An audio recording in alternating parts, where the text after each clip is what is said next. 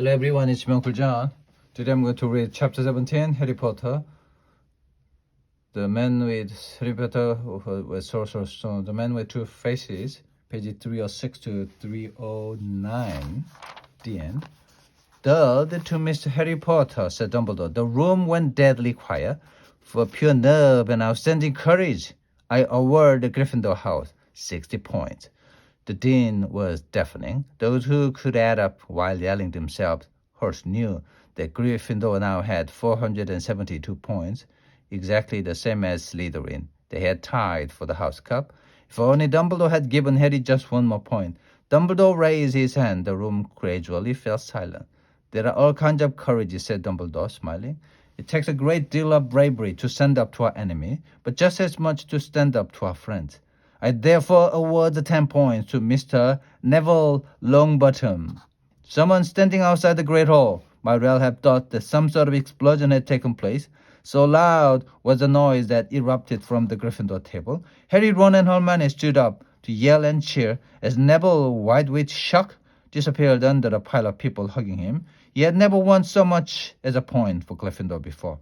Harry, still cheering, nudged Ron in the ribs and pointed at Malfoy, who couldn't have looked more stunned and horrified, yet he just had the body mind curse put on him, which means Dumbledore called over the storm of applause, for even Ravenclaw and Hufflepuff were celebrating the downfall of Slytherin. We need a little change of decoration. He clapped his hands. In an instant, the green hanging became scarlet and the silver became gold.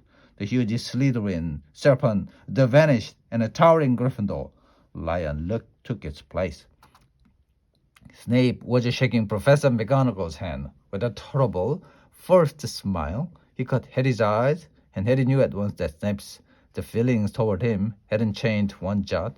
This didn't worry Harry. It seemed as though life would be back to normal next year, or as normal as it ever was at Hogwarts. It was the best evening of Harry's life, better than winning at Quidditch, or Christmas, or knocking out mountain trolls.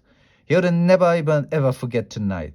Harry had almost forgotten that the exam results were still to come, but come they did. To their great surprise, both he and Ron passed with good marks. Hermione, of course, had the best grades of the first years. Even Neville's sake scraped through his good herbology mark, making up for his abysmal the potions one. They had hoped that Goyle, who was almost as stupid as he was mean, might be thrown out, but he had passed too. It was a shame, but as Ron said, you couldn't have everything in life. And suddenly their wardrobes were empty, the trunks were packed.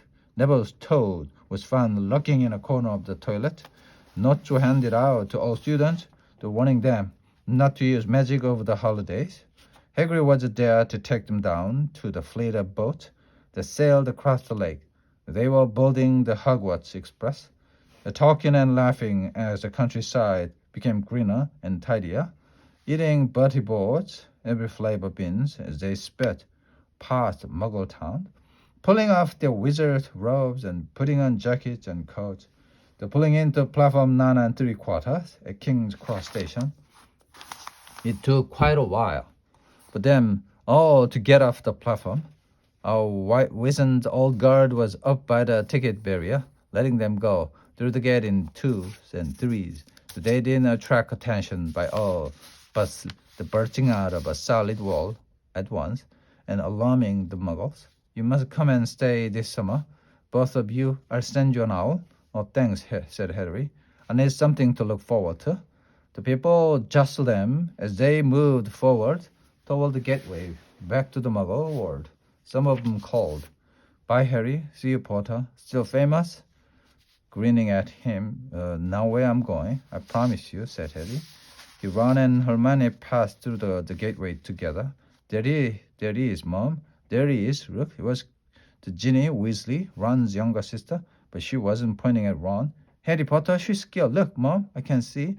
"Be quiet, Ginny. It's rude to point." Mrs. Weasley smiled down at them. "Busy, yeah?" she said. "Very," said Harry. "Thanks for the fudge and the sweater, Mrs. Weasley." "Oh, it was nothing, dear." "Ready, are you?" It was Uncle Vernon, still purple-faced, still mustached, looking furious at the nerve of Harry, killing an owl in a cage in a station full of ordinary people. Behind him stood Anne, Petunia, and Dudley, looking terrified at the very sight of Harry. "You must be Harry's family," said Mrs. Weasley. "In a manner of speaking," said Uncle Vernon. "Hurry up, boy. We haven't got all day." He walked away. Harry hung back for the last word with Ron and Hermione. "See you over the summer then. Hope you have a good holiday," said Hermione, looking uncertainly after Uncle Vernon, shocked that anyone could be so unpleasant. "Oh, I will," said Harry. And they were surprised at the grin that was spreading over his face. "They don't know we are not allowed to use magic at home. I'm going to have a lot of fun with Dudley this summer." The end. The end. The end.